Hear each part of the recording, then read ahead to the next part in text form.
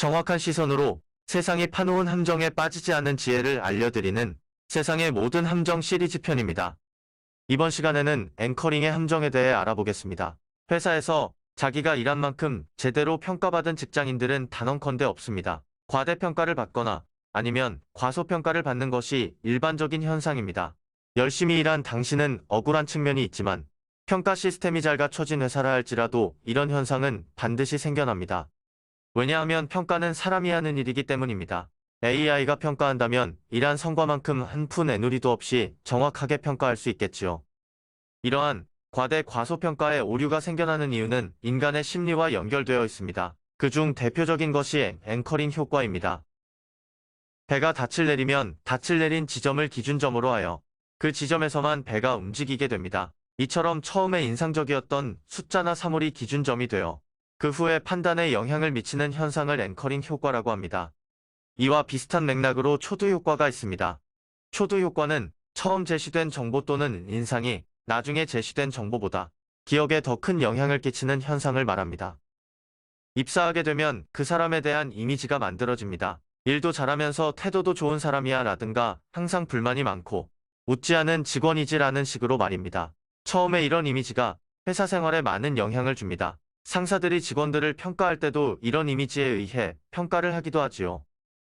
실제 일한 성과에 대한 평가는 고단하고 에너지가 많이 소비되는 작업이기 때문에 머릿속에 떠오르는 그 사람의 이미지로 평가를 하기도 합니다. 그런데 대부분 직장인들은 이런 사실을 알지 못한 채 열심히 일만 잘하면 좋은 평가를 받을 것이라고 착각합니다. 처음에 좋은 이미지가 좋은 평가를 받게 하고 좋은 평가에 걸맞게 열심히 일하다 보면 또다시 좋은 이미지가 강화되어 다시 좋은 평가를 받게 됩니다. 이런 선순환의 과정에서 핵심 인재들이 계속 좋은 평가를 받게 되는 것이지요. 반대의 경우도 있습니다. 처음에 나쁜 이미지가 나쁜 평가가 다시 나쁜 이미지를 만들어냅니다. 이런 악순환이 계속되면 회사에서 문제사원이 되는 것입니다. 회사에서 문제사원이 되는 것처럼 앵커링의 효과가 나쁘게 작용하여 자신을 힘들게 만드는 것을 앵커링의 함정이라고 합니다. 백화점의 명품 매장 위치 또한 앵커링 효과를 마케팅에 이용한 사례입니다. 백화점에 처음 들어가면 명품 매장을 지나게 됩니다. 명품 가방의 터무니없는 가격이 높은 기준점으로 작용해 그 다음에 지나게 되는 중저가 매장에서 중저가 가방이 싸게 보이도록 유도하기 위함입니다. 할인 가격과 묶음 가격도 마찬가지입니다. 10만원에서 만원이 할인된 9만원의 할인 가격은 10만원이 기준점이 되어서 9만원이 싸다고 느끼게 하고 4캔에 8,900원인 세계 맥주는 한 캔당 3,000원인 가격이 4캔이므로 12,000원이라고 기준점을 잡습니다. 그래서 싸다고 생각하여 구매하게 되지요. 앵커링의 효과가 사람들의 머릿속에 미리 기준점을 잡도록 유도해 사람들의 판단을 흐리게 하기도 합니다. 먼저 에베레스트산의 높이를 추정하는 실험을 보겠습니다. A그룹에는 에베레스트산의 높이가 600m보다 높은가 아니면 낮은가를 물어보았고 B그룹에는 1400m보다 높은가 아니면 낮은가로 물어보았습니다. 두 그룹의 답변 여부와 관계없이 에베레스트산의 고도를 추정해보라고 하자 A그룹은 2400m, B그룹은 13000m라고 대답하였습니다. 사전에 유도한 두 그룹 간의 최초 기준점 차이가 에베레스트산의 추정 고도를 크게 차이나게 만든 것입니다. 이와 유사한 방법에 UN 가입국 비율을 맞추는 실험도 보겠습니다. 실험 대상군에게 상자 안에 공을 뽑게 합니다. 상자 안에는 숫자 10과 숫자 65의 공만 넣어두었습니다. 그리고 숫자 10을 뽑은 그룹과 숫자 65를 뽑은 그룹, 두 그룹에게 UN 가입국 중 아프리카 국가가 차지하는 비율을 물었습니다. 결과는 숫자 10을 뽑은 그룹은 평균 25%였고 숫자 65를 뽑은 그룹의 평균은 45%였습니다. 이 또한 공에 적힌 숫자가 최초 기준점으로 작용해 두 그룹 간의 차이를 만들어낸 것입니다. 특히 협상할 때 앵커링 효과를 활용한 전략이 많이 쓰입니다. 일명 높게 먼저 제시하는 전략입니다.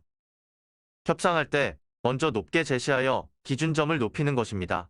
높아져 있는 기준점을 중심으로 협상하기 때문에 설령 가격을 내려서 협상이 타결된다고 하더라도 손해보는 장사는 아닌 셈이 됩니다. 반대로 사려고 하는 측에서는 먼저 낮게 제시하는 것이 기준점이 낮아져 협상에 유리하게 됩니다. 여기서 제시된 가격에 대해 근거를 반드시 만들어 제시해야 합니다. 근거에 의한 가격 제시는 그만큼 설득력이 강해지니까요. 예를 들면 전문가가 감정한 가격을 기준으로 보면 이 정도의 가격이 적당합니다. 라고 제시하는 것이지요. 골동품이나 예술작품 등 거래량이 많지 않아 시장 가격 형성이 어려운 물건을 매매할 때 특히 유효한 전략입니다.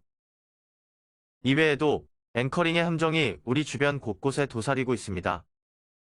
처음 만난 사람에게 실수로 한 말 한마디가 앵커링의 함정에 빠져 나쁜 이미지를 주게 되고 나쁜 이미지가 편견을 계속 만들어 내기도 합니다.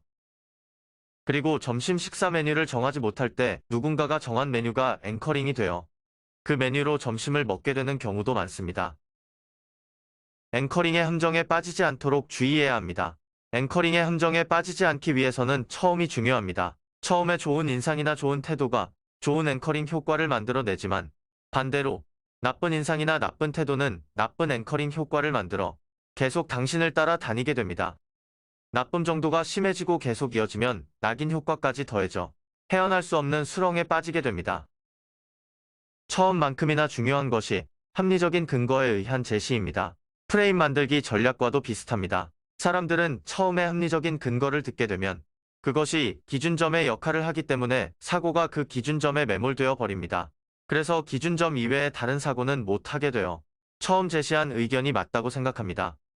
만약에 처음에 합리적인 근거에 의한 의견 제시를 상대가 먼저 했다면 당신은 당신에게 유리한 또 다른 합리적인 근거를 찾아 반박하는 것이 앵커링의 함정에 빠지지 않는 방법입니다.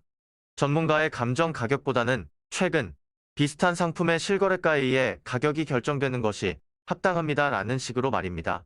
감사합니다.